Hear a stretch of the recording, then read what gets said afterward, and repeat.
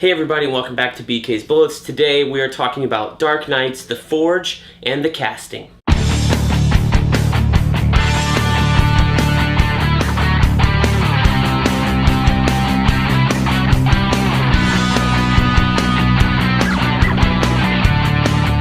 Hey everybody, and welcome back to BK's Bullets. Today we're talking about Dark Knights, the Forge, and the casting. And if you don't know, this is the prelude to DC's summer event series, which launches in August, which is next month, and it's called Metal. Just that, Metal. And it's written by Scott Snyder, the event series at least, and it's going to feature art by Greg Capullo. What we have here is two 40-page prelude issues that ultimately set up a lot of mysteries, but ultimately don't tell us very much at all. One came out in June, the casting, and the one just came out last week called The Forge, or vice versa. Anyway, what's important here is that these issues were very disappointing.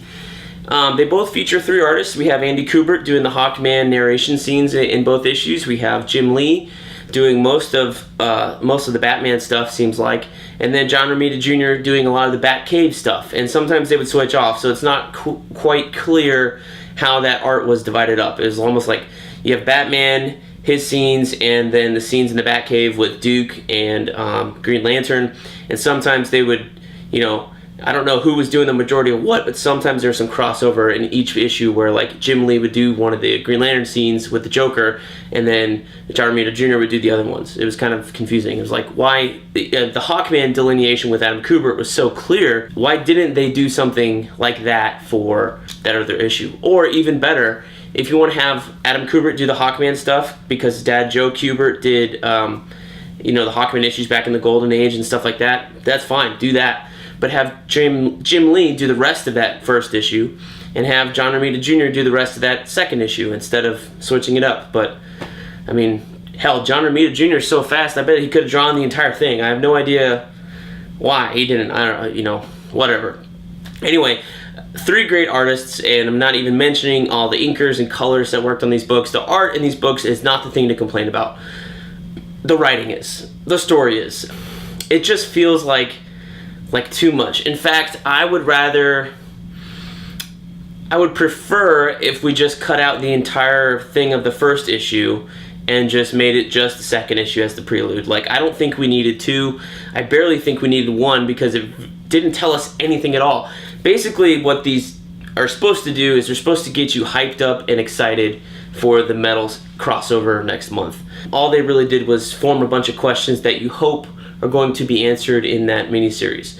But it didn't give you any idea what that miniseries is about other than the very last page of the last prelude issue. I think it's called The Casting. It's the one with everybody on the cover, not the Batman statue. So what were these issues about? Well, in Scott Snyder's Batman run with Greg Capullo, he established a couple of new metals that did a few different things. We had the metal that was in the Owls, in the Court of Owls storyline, that at super cool temperatures kept them alive or something like that. I forget what that was called. And then in the Endgame arc, you had this metal called Dionysium, which he made up a whole cloth, right? But anyway, that was supposedly the thing that the Joker fell into at the end of the Death of the Family arc with his face ripped off and like he was wearing it as a mask. Really creepy. Anyway, Joker falls into this pit of Dionysium. It heals him, puts his face back together practically perfectly, and then after that he is, the regular Joker again, and that's who you see in the Endgame arc. And Batman and Joker apparently both die at the end of that arc, but the Dionysium helps bring them back to life, so much so that in the Super Heavy run where Jim Gordon is Batman for a while, Bruce Wayne's lost all his memory of being Batman, and the Joker apparently stopped being the Joker. Oh, where's that guy? I have no idea how we got back to being the Joker again. That is unclear, because at one point at the end of that series there was a guy who looked like the Joker but without the white face, like pale white. He was just a regular white guy race-wise, but it wasn't the chalky white. And he was sitting next to Bruce Wayne at times, or Jim Gordon, talking about them being adversaries or being friends, and laying all this heavy, exposition or layering or foreshadowing, things like that. So not quite sure what the Joker had to do. Anyway, so we discover, or rather Green Lantern and Duke, Batman's new sidekick, discover in these issues that Batman has been keeping Joker, or a Joker, if you're up on the theory that there are 3 Jokers in the DC universe right now. So maybe that one that fell into Dionysium is somewhere else, still out there, and this other Joker is who exactly? Unclear. Anyway, so the Batman's been keeping the Joker locked up in the back of the Batcave. And also, somewhere, I forget if it was the Batcave or the Fortress of Solitude, he's got one of the Infinite Crisis Towers that Superboy Prime built out of the old Anti-Monitor's armor. This is confusing because, A, it's from like a universe ago, and I think Rebirth's supposed to stitch the new 52 and the old DC universe back together, but we just had the Justice League War a year ago, or excuse me, Darkseid War a year ago with Jeff Johns and Jason Fabok, that storyline, and you had Darkseid and the Anti-Monitor, this new Anti-Monitor, the new 52 Anti-Monitor battle there. So where do we get the armor from the previous Crisis to build the tower? Unclear.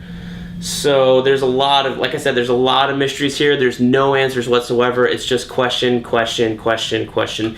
Basically, they're building a tower of questions that we're probably not going to get the answer to. Anyway, it all leads up into some weird thing where there's a metal, and it's called The Metal, the entire issue. There's no, or 2 issues, there's no name for it whatsoever as far as I can tell.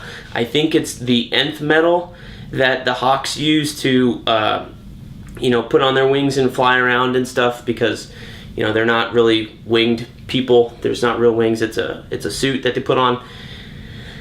But anyway, I think that's what they're talking about. But basically, the second Prelude issue established that this metal is in everybody in the DC universe who they call a meta. And the Joker kind of lays this out very sanely, which is weird, that there's like 4 markers they look for, and they spell it. They're M-E-T-A, meta. And so that was kind of insane.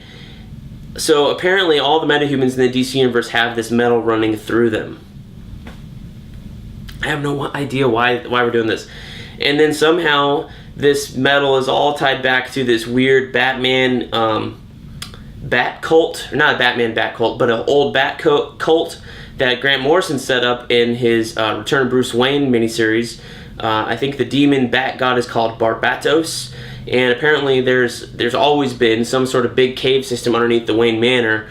And at one point in time, in ancient prehistoric times, they worshipped that bat god in these caves. And I think, Scott Snyder is scooping into that mythology, bringing that, and that bat demon, I think, is this thing of the darkness that they've been trying to push away. And that is what's coming in. And the last page on the second Prelude issue is all of these evil Batman coming in from these alternate universes, which now they're going to call the Dark Multiverse, which is somehow separate from the regular multiverse with Earth 2 and all that. It's kind of a mess, and the more I talk about it, the more I feel like I'm getting confused, and I know certainly you're confused. So I'm sorry if this has been confusing, but I think we should just end it here and just go, what the heck were these about? Were they worth $3.99? Not really. The story was not very good at all. The art was very good. I think Andy Kubert he's one of the best artists out there, but I feel like at least in these 2 issues, some of the stuff may not have been very exciting for him to draw, so it felt very lackluster from him. Don't get me wrong, John Romita Jr. and Jim Lee, the man behind me over here, John Batman and Nightwing, did a great job.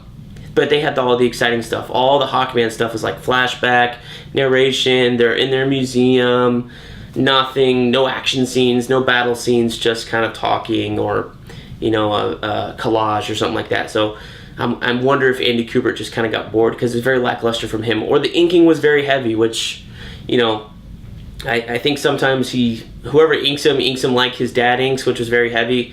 I think mostly with like a brush.